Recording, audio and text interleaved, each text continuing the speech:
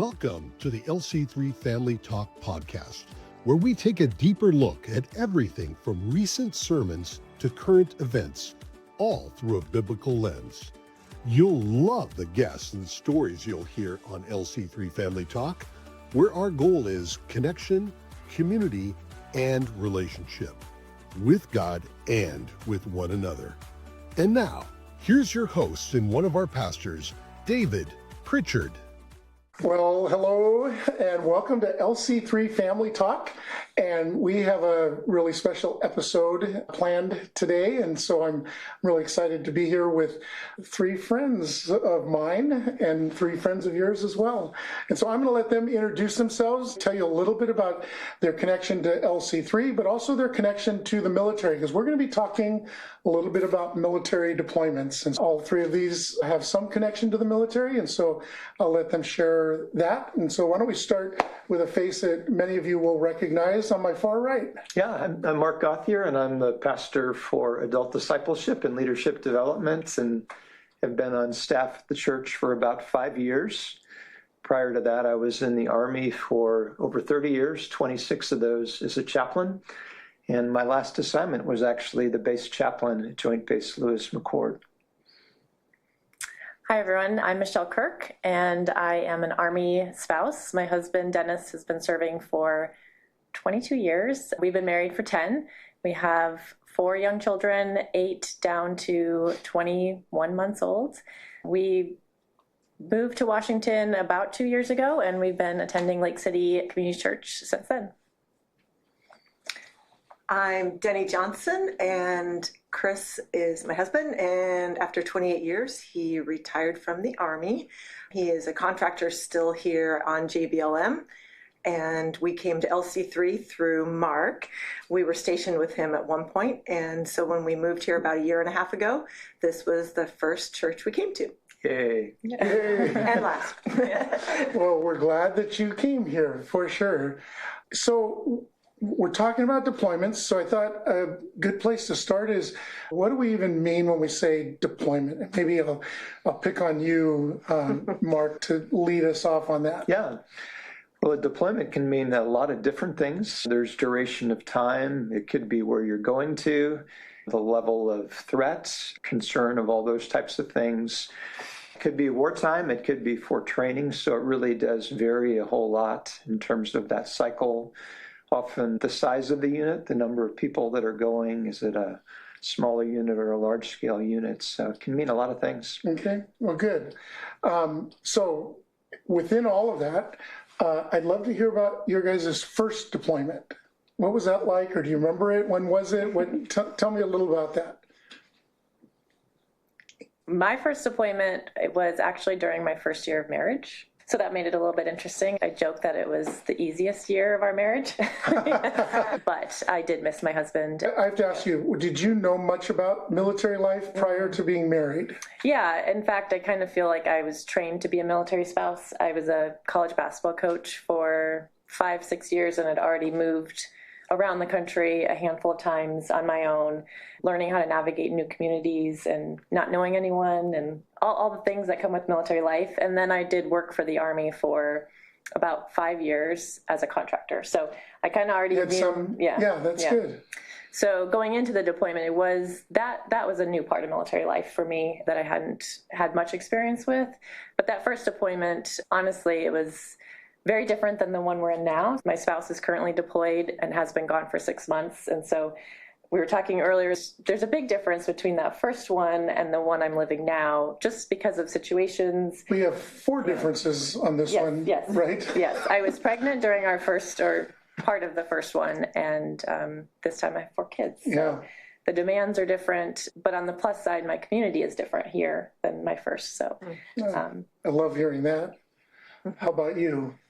First deployment, we were talking about this, it was definitely much easier than the last deployment, mainly just for amount of time. The first deployment was 3 months, and he was in Kuwait, which isn't really hazardous duty then compared to the last deployment, which was 15 months, and he was frontline. So much different. Oh, man, yes. Yeah. Yeah, my first one was in 2002, 2003. We actually were deploying with the 5th Special Forces Group, and it was getting in place for the start of Operation Iraqi Freedom. And so just a lot of unknowns. We didn't know how long we were going to be there. We didn't know what we were going to experience there. And I've got to say, it probably was one of the emotionally hardest things I've ever done. Had 4 kids at the time. Oh, gosh, yes. The youngest was about a year old. Oldest was about 7. And so, yeah, to get on a bus, to get on the plane and not knowing when you're coming back. It ended up being a 6-month deployment. We actually came back for a little bit and then came back. And actually, my 40th birthday, Operation Iraqi Freedom started in the deserts of Jordan, watching the guys go over the berm into Iraq. Wow. Yeah. I grew up in a military family. My dad was 28 years in the Army, and I don't remember that term deployment being used. My dad went to Vietnam, and I suppose you'd have to consider that a deployment. But you know, what I remember about that was I was young, 5 or 6, and my mom took us back to Samoa, and we were on the island with all of her family for that year plus that my dad was gone. So when I hear families that are deployed, like I definitely have a sense of what that's like. So I'd love to talk a little bit about deployments and Lake City, because we have a lot of families that are dealing with deployments. Last fall, a big deployment or a big group deployed from JBLM. And if you're not connected to the military or you're not aware, those things happen and you don't necessarily actually realize what's going on. Now, at Lake City, I feel like we're connected enough that everybody has a sense that something's going on, but maybe you could give us a little more of a general sense of like, yeah, this is what happened in the fall. Well, a brigade-size element deployed in the fall, and so that's probably about 2,000 folk, would be my guess, in terms of the numbers that went. And so quite a few folks from our church family deployed. And one of the gifts of having been an Army chaplain serving in a local church is you can have an insider perspective. And just as we were thinking about how to support the families, the Army has something that's called a family readiness group. And so to try to think about some support structure within the context of a local church. And so we were blessed to have 3 wonderful volunteers, Deni being one of them, deployed spouses support ministry to be able to put a little wind in their sails and opportunities to gather together, to track them and pray for them, assign pastors to them, and so to provide the church's version of a family readiness group. Yeah, I love that because, I mean, that's honestly how I first really became aware of Michelle, because she was one of the families that I was assigned, if you will, to pray for. I have her on my prayer app, and every morning the picture of her and her family comes up, and you know, get to pray for her. And so I'm grateful for the work that that group has done. Ladies, anything you would add as we think about deployments and what's happening with our Lake City family? One thing I would say is the deployed spouses group is great, but there are just 3 of us right now that are doing it. So if there's anybody that would like to get involved with helping with the deployed spouses group, please sign up. Whether it's just providing some food or help with the spouses, we just really could use more manpower. And Michelle, not to put you on the spot, but how has any of that intersected with you? You being the one who has a husband that's gone, have you intersected with that at all? Yeah, when I first learned about the deployed spouse ministry, I was like, what? Sign me up. How do I sign up? So I got plugged in with that and attended the first couple events that they had. And honestly, it was to know that the church was supporting us in that way. Like, that gave me the wind in my sails, just to know there's a community who cares about us and cares about my family. And so going to the events themselves have been lovely and uplifting, whether there was childcare so we can have adult conversations, or sometimes we involved the kids, which was really wonderful too. Those were uplifting. But again, just knowing that we had pastors praying for us and that there's a community that cares for us really was impactful, has been impactful. I love that. So Deni, she just talked about some events. Tell us, what events are we talking about? We've had different events. It kind of has been seasonal. Probably once a quarter we have something. The whole intention of it is people may be sitting next to somebody that they don't know is going through deployment as they are. And if they come to the event, it's like, oh, I see you at the 9 o'clock service, and now I can look for you. Because to me, one of the hardest days of the week was Sunday to go into church. Wow. Sorry, it makes me teary thinking to go into church and see all the families together, and it just is a reminder of what you're missing. So, gosh, I'm sorry, I'm getting teary. But, Stop that. I know. But to just have, and that is also something that the LC3 family, if they know somebody's deployed, hey, come sit by me, because it's really hard to walk in and feel alone. So the whole idea is to connect people. I mean, we can't do something every month, but we can connect people and say, hey, let me get your number. What do you do? Oh, our kids are about the same age. Let's get together. Let's go to the park. Which honestly, I would just say is more important than events are important. But we think about that with almost everything we do. When we do classes, parenting classes, like we tell them, one of the keys to this is you getting connected to others that are in a similar space. So I love that. Yeah. Pastor Marc, I wonder if you would take a stab at it. How many folks at Lake City, would you say, in this last year are affected by deployments directly, or like Michelle, have a spouse deployed? I mean, through the course of a year or simultaneously? No, through the course of like this year. I think I would guess 20 to 30 families represented in deployments, because there's also our single service members that are deploying as well. So that would be a guess. Okay, I was thinking a number like that, so that's good. I'm not way off. I'm guessing, because I just heard how many deployments you guys have all experienced, that you've picked up a few nuggets over the years. And part of this conversation was really to try to offer a few of those nuggets and maybe some next steps, if you will, to some of the folks that might be listening and getting ready to have spouses return, or whatever that might look like. But also for the rest of our church family to know, what could we do to maybe help? Oh, I can start this time. Keeping a routine was super helpful for sure. And that not just helps with the day-to-day, but it also helps with reentry, reunification when he comes home. If you keep just a routine of what you normally do, that has been super helpful to make him coming home to just kind of slip back in. Also, I think, especially if you have younger kids, they don't necessarily know what they're feeling, and they just get angry and don't know how to express themselves. So we actually bought a trampoline, and we would sit on the trampoline and roll the ball to each other and say, when the ball comes to you, say what you miss about Daddy. What do you love about him? Because you don't just sit around and talk about feelings, but if you're in an activity, and then it helps them to own a feeling and not just feel pent up and angry all the time. That was super helpful for sure. And then spouses tend to be pretty independent. So if you ask how we're doing, we're going to say fine. So I would say, this is also to the church family, don't just ask, but take a step further. Say, I want to bring you a meal this week. What day can I bring it over? Oh, there's a graduation for your kid. Can I watch your other children while you go? Just practical ways to help day to day is super helpful, because we all have usually we have good intentions saying, I want to help, call me, but we're probably not going to call. So those are a couple of things. First of all, for us to be able to ask for help, and then for others to just offer. That was really great. Good nuggets. I guess backing up from the deployment as a whole, something that really helped me in this deployment that we're currently in was understanding that the deployment is the time of separation, the time that we're away from our service member or they're away from us.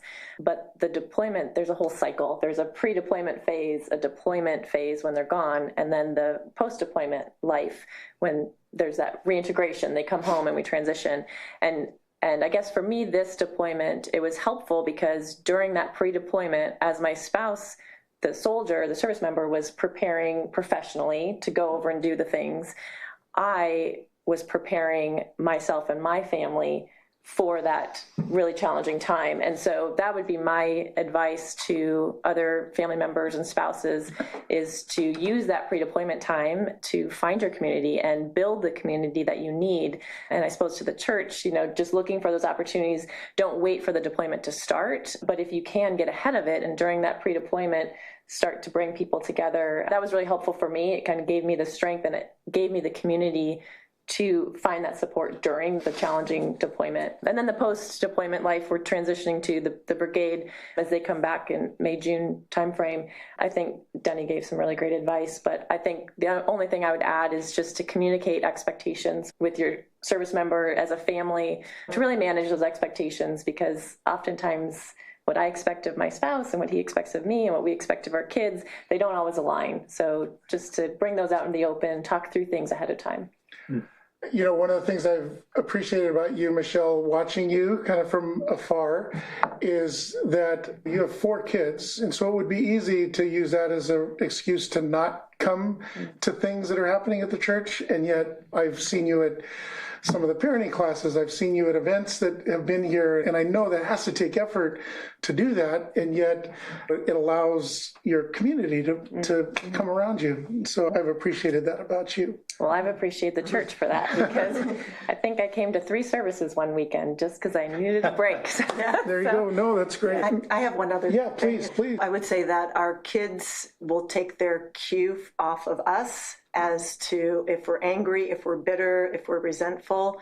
I mean, let's be honest, when the car breaks down, when the refrigerator stops working, it is so easy to say, of course it happens while he's not here. Mm-hmm. And then you can get into a talk negatively about your spouse, and that's not helpful. So, you know, a verse that I memorized through that was 2 Corinthians 10:5, take captive every thought. And bring it to the obedience of Christ. So when I have those bitter, angry thoughts, you don't think those are from Christ? Yeah, yeah. No, those are very Deni thoughts. Yes. And so just to take that and say, okay, Dad's not the bad guy here. Yeah. And you know, we truly believe that God called us into the military. And it's us, and I need to support him in words and actions. And if I'm talking negatively, the kids are going to be like, well, Dad's not here again. And that's not what we want to do. Yeah.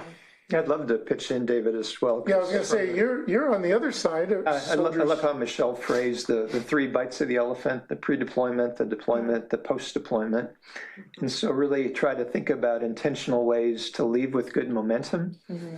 You know, if there's friction in the marriage relationship, I would try really hard to get counseling or to do things like re-engage so you're leaving in a good place.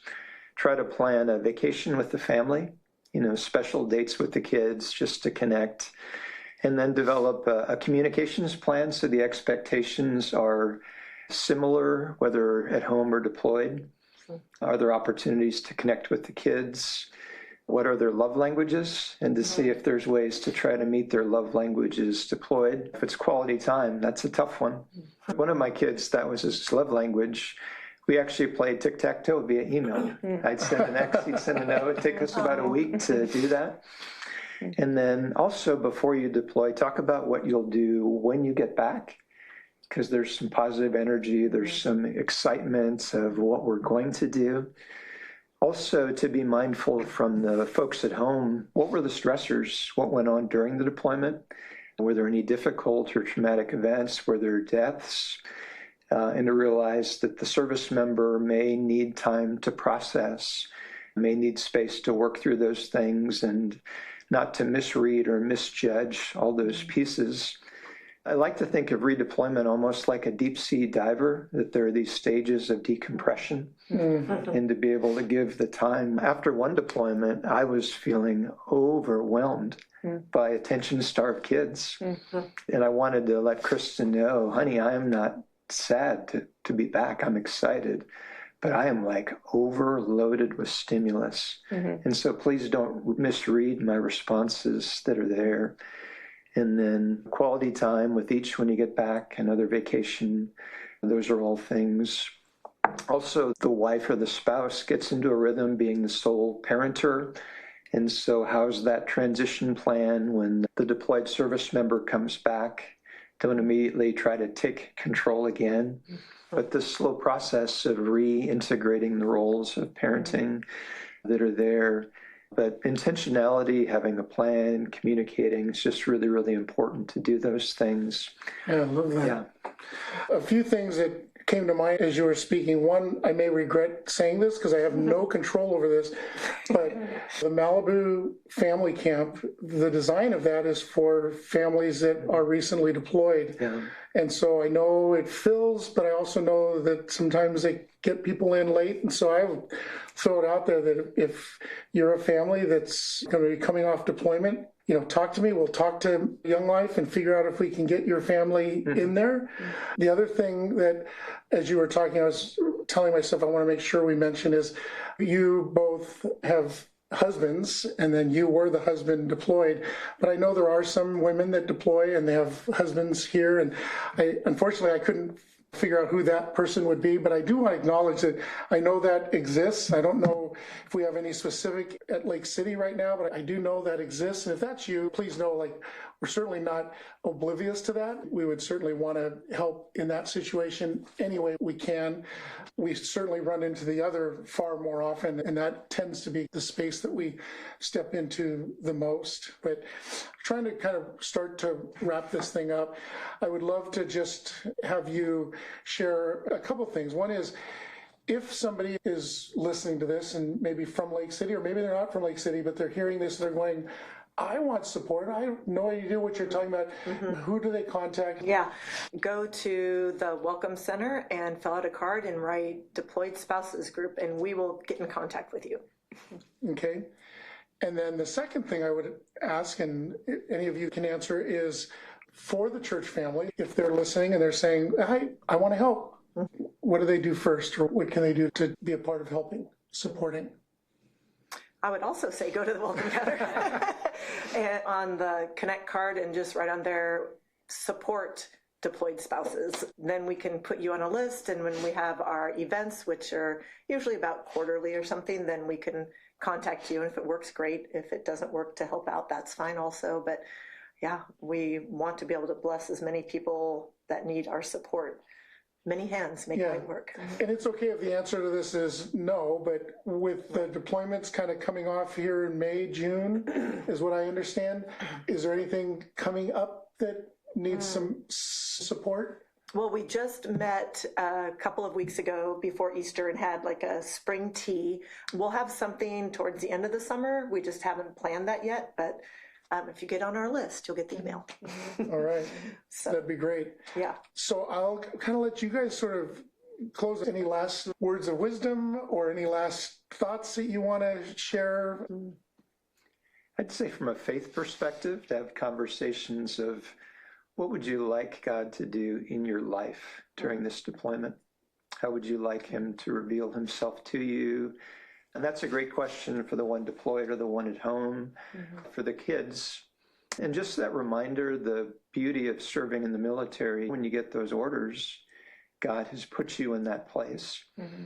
And to be able to release to God the things you can't hold. And I remember when deployed to say, Lord, while I'm gone, would you be a father to my children?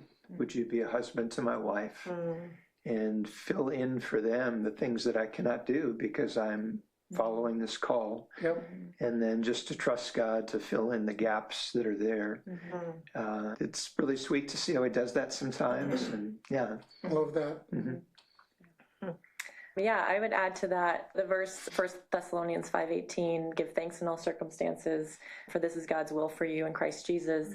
I thought about that verse quite a bit because when you hear that you have a deployment, it's like, oh, why us or why me? Like, why now? You can kind of see it as like a curse on your life or something like that, but just knowing that this is what God has for us right now. And it's not all doom and gloom. There can be beautiful spiritual growth. During the hardest times of my life have been the times I felt most intimate and close to Jesus, and this deployment not excluded. So just giving thanks, this is God's will for you. And I would also add that the church community really has just blessed the brigade specifically. And I did want to thank the church for the community groups had sent over, I think it was Christmas time. Okay. Christmas time. It sent Christmas cards. Yes.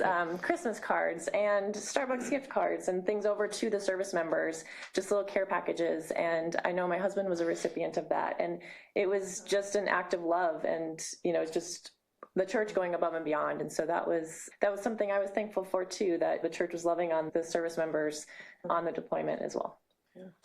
A couple things. Our first 12-month deployment, God had brought to my mind the verse Jeremiah 17, I think it's 9, but I can't remember, where during a year of drought, and that just resonated with me because you feel like it is a drought, but it talks about the tree being planted next to water and bearing fruit. So it's like, I don't want to just survive. I want to thrive, and like Michelle said, I want this to be a year of spiritual growth. I don't want to just get through it. And then the other thing, you have a great opportunity to witness, because I don't know how many times you get it, but people always say, I don't know how you do it. Oh, well, let me tell you. I can't do it, but through the grace of God and the strength of God and a supportive church, I can get through this. I can't do it on my own strength. And we often say, I don't know how people who aren't believers make it through. Amen. Yeah, so good.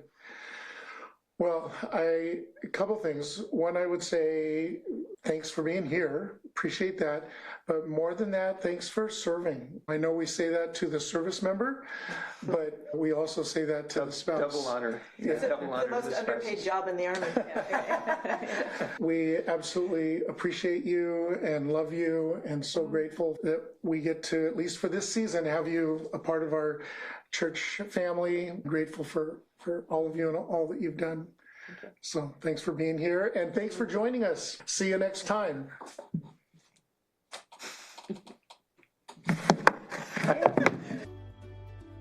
Thank you for joining us for connection, community, and relationship here on LC3 Family Talk. See you next time.